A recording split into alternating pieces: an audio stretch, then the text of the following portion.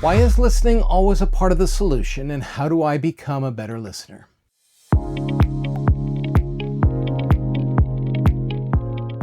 When leaders hear that listening is part of the resolving conflict, most of them nod politely like, yeah, we know that. And then they think, I already listen. Most of the time they do. But listening in conflict is different. It's not about being polite. It's not about letting someone talk. And it's definitely not about agreeing. Listening matters because conflict rarely breaks down at the level of information. Let me say that again. Listening matters because conflict rarely breaks down at the level of information. It breaks down at the level of understanding. It breaks down at the level of understanding.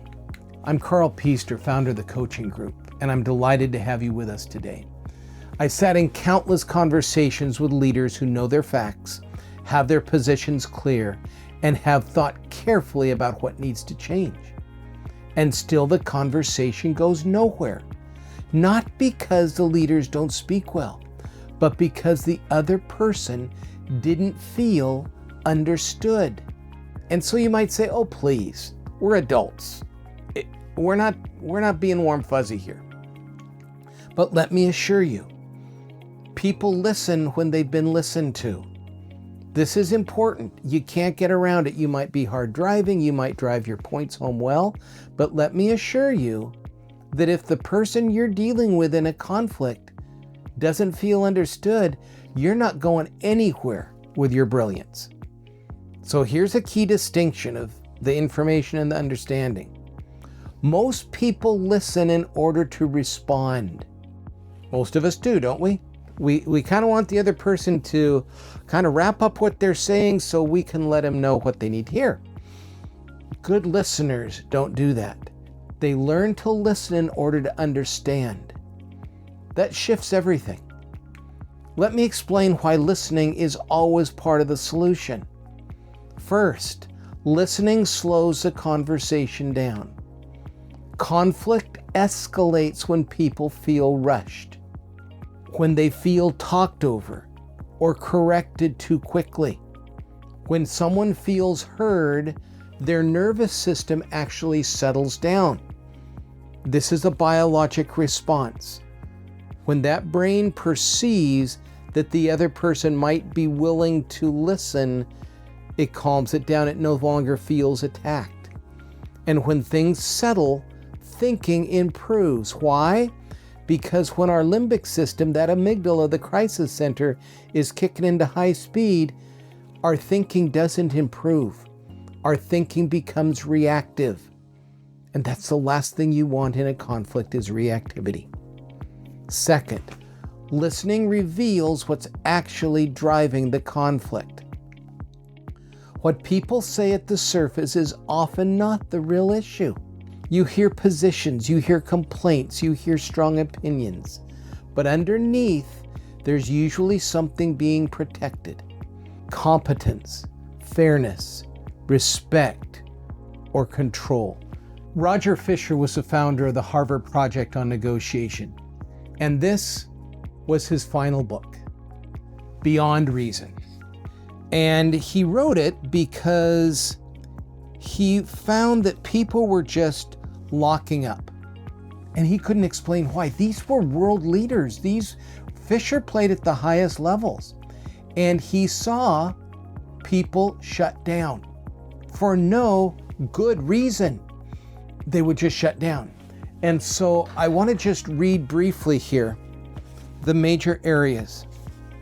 If you want to have your conflict move forward in a way of resolution, Fisher says these 5 things. You have to be aware of the level of appreciation, of affiliation, the feeling of belonging, of autonomy, of status, and of role. So let's go over those again. Appreciation, affiliation, autonomy, status, and role. Again, highly recommend Beyond Reason by Roger Fisher. Unless you hear that You won't hear that unless you slow down long enough to listen for it. Third, listening builds trust without requiring agreement. And people think, well, if I listen well, they're going to think I'm agreeing with them. No, all you're doing is gaining information that will help you build trust. This is where many leaders get stuck. If they listen too much, they're giving something up. They're not. They're building the strongest bridge for resolution to walk over. You can listen carefully and still hold a firm boundary. You can understand someone fully and still disagree. So how do you become a better listener in conflict? Not by talking less, not by memorizing phrases. Just start with this. Sounds simple. Don't roll your eyes when I say this. When someone is speaking, don't interrupt the moment you disagree. That urge to jump in is a signal, not that they're wrong, but that something matters to them. And if you can figure out what matters to them, oh, wonderful things happen. But if you blow past it, bad things happen. Second, reflect before you respond. Not to paraphrase everything they said, but to name what you think is underneath it. You might use a phrase, it sounds what's really frustrating for you here is, or what I'm hearing is a concern about X, Y, or Z. And you really at that point need to say, did I get that right? Did I miss anything there? Because when you get that right, people relax, even if the issue isn't resolved yet. I don't know how many times I have heard people say, when I'm in a mediation session, a conflict resolution situation, and all I've done is listen. I haven't done anything. I don't have the authority to do anything. I'm just bringing parties together. And highly educated, highly degreed, extremely intelligent people, time and time again, have looked at me and said, Carl, that is the first time anyone has ever listened start to finish. I feel for the first time someone's listened.